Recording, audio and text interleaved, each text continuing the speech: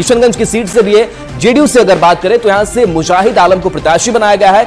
AIM प्रमुख जो है अख्तरुल ईमान, वो भी चुनावी मैदान में है। तो किशनगंज में मतदान की तैयारी के बीच मॉक पोल को लेकर के खबर सामने आ रही कि मॉक पोल जो है वो पूरा कर लिया गया है और जायजा लिया है न्यूज़ 18 संवाददाता आशीष सिन्हा ने। अभी हम मौजूद है किशनगंज जिले के प्रताप मिडिल स्कूल बूथ में, जहां पर मतदान की तैयारी पूरी हो गई है। मतदाता अपने मताधिकार का प्रयोग करेंगे। यहाँ पर मॉक पोलिंग कराया गया है।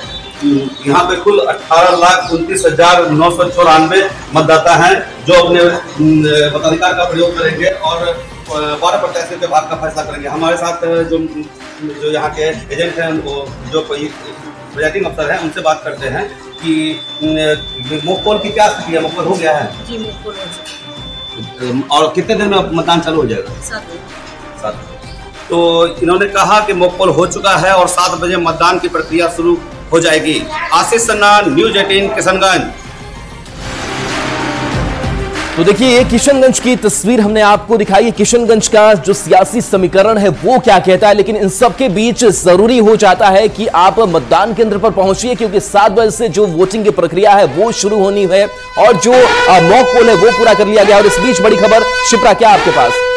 बिल्कुल, इस वक्त एक बड़ी खबर सामने आ रही है। हम दर्शकों को बता दें, पूर्णिया से ही इस वक्त की बड़ी खबर हम तक पहुंच पा रही है, जो हम दर्शकों को बताया जा रहा है। बड़ी खबर के मुताबिक पप्पू यादव के 11 समर्थकों को गिरफ्तार कर लिया। देखिए, बड़ी खबर आपको बता रहे हैं, डमी ईवीएम के साथ गिरफ्तारी हुई है। रात में घूम घूम कर प्रचार कर रहे थे। अलग अलग होटल में ये सभी ठहरे हुए थे। पुलिस ने गाड़ी भी बरामद की है। तो इस वक्त की बड़ी खबर दर्शकों बता दें, संवाददाता आनंद अमृतराज लाइव जुड़े हुए, सीधे रुक कर लेते हैं। आनंद, बड़ी खबर मिल रही है, पप्पू यादव के 11 समर्थक डमी ईवीएम के साथ गिरफ्तार किए गए। देखिए, ये जानकारी मिली है और इसके बारे में कोई भी कुछ फिलहाल बोलने को तैयार नहीं है, लेकिन जानकारी मिली है कि कल देर शाम आपको याद होगा कि पप्पू यादव भी चुनाव प्रचार करने गए थे। उस वक्त भी उन्हें रोका गया था और पुलिस के साथ उनका काफी बसाबसी भी हुआ था और वो धरने पे बैठे थे। ये खबर भी मिल रही है कि पप्पू यादव कुछ समर्थकों को पकड़ा गया है, लेकिन कोई इसके बारे में आधिकारिक पुष्टि नहीं कर रहा है।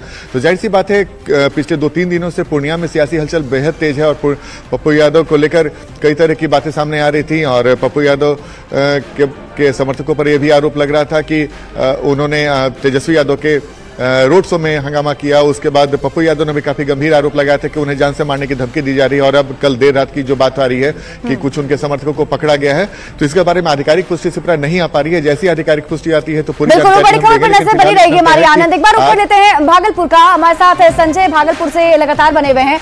संजय, क्या कुछ अभी वहां पर तस्वीरें निकलकर सामने आ रही हैं? क्योंकि हम लोगों से भी अपील कर रहे हैं कि जल्द से जल्द पहुंच जाएं, गर्मी काफी ज्यादा भी है।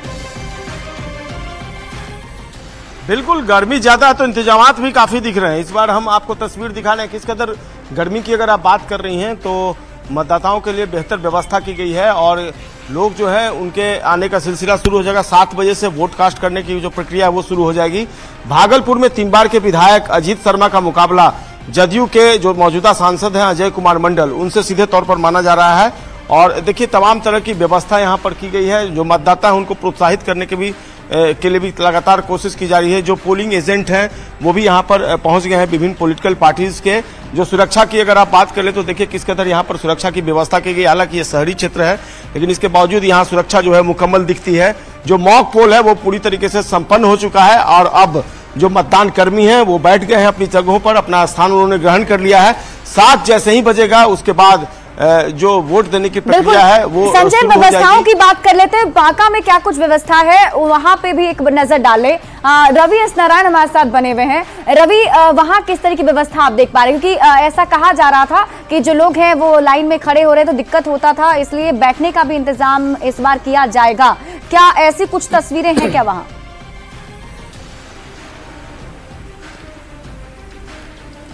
जी बिल्कुल, और इस बार कोशिश की गई है कि जिस ढंग से मौसम का मिजाज रह रहा है और जिस ढंग से लगातार गर्मी पड़ रही है, इसे देखते हुए इस बार व्यवस्थाएं जो हैं वो काफ़ी बेहतर की गई हैं।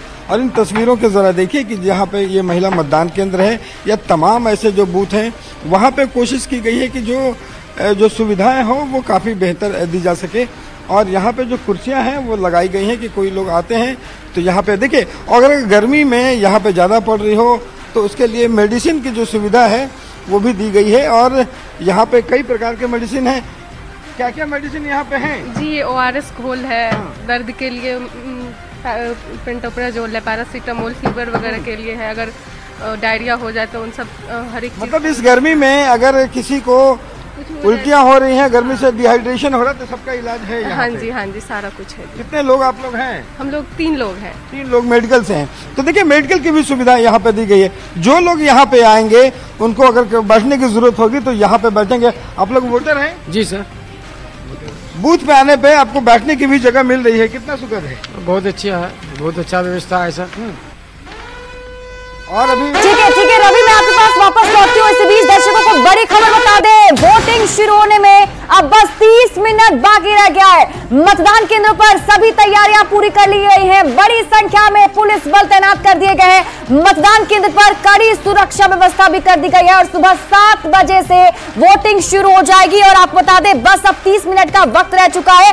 30 मिनट के बाद वोटिंग की प्रक्रिया यहां पर शुरू हो जाएगी। और आपको बता दें कि आज जो वोटिंग होने जा रही है 5 लोकसभा की सीटों पर बिहार में, वो सभी सीट अपने आप में काफी अहम सीट मानी जा रही है और ये सीट काफी महत्वपूर्ण सीट है। इसमें क्या कुछ तस्वीरें सामने आ रही हैं वो हम आपको बता रहे हैं। साथ ही साथ न्यूज़ 18 बिहार झारखंड लगातार आप दर्शकों से अपील कर रहा है कि भारी संख्या में मतदान केंद्र पर पहुंचकर आप वोट जरूर करें। और सीधे आपको लिए चलते हैं संवाददाता रजनीश के पास, जहां से हमारे साथ जुड़े हुए रजनीश कटिहार से। रजनीश, एक बार तस्वीरों के जरिए जरा आप दिखाएं क्या कुछ व्यवस्था वहां पर और सुरक्षा के क्या इंतजाम है?